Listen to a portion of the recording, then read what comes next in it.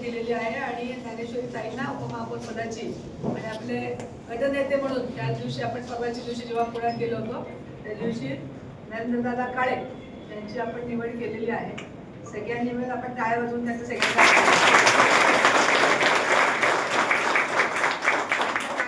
अतिशय चांगला आणि महानगरपालिकेला आणि सोलापूर शहराला दिशा देणारा ठरावा.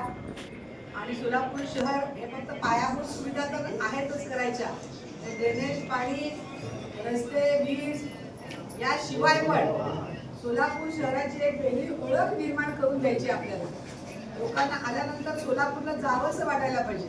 आयटीचं शहर असलेलं आणि आता तुम्हाला आनंदाची बातमी तुम्ही सगळ्यांनी पेपरमध्ये वाचली असेल की आपल्या सोलापूरला बुलेट ट्रेन मंजूर झालेली.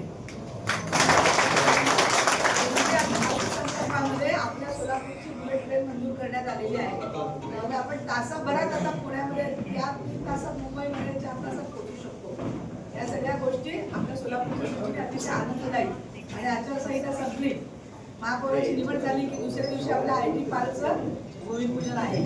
ते आपल्या सोलापूरला गोडदोड करायला लागलेलं आहे. त्यामुळे आपण सगळेजण त्याचे सगळे शिल्पकार आहात आणि ते तुम्ही छान करावं आणि सोलापूरचा एक चांगला विकास तुमच्या माध्यमातून व्हावा. आपण निवडून येताना लोकांना काय काय आश्वासनं दिले त्याची उजळणी करा.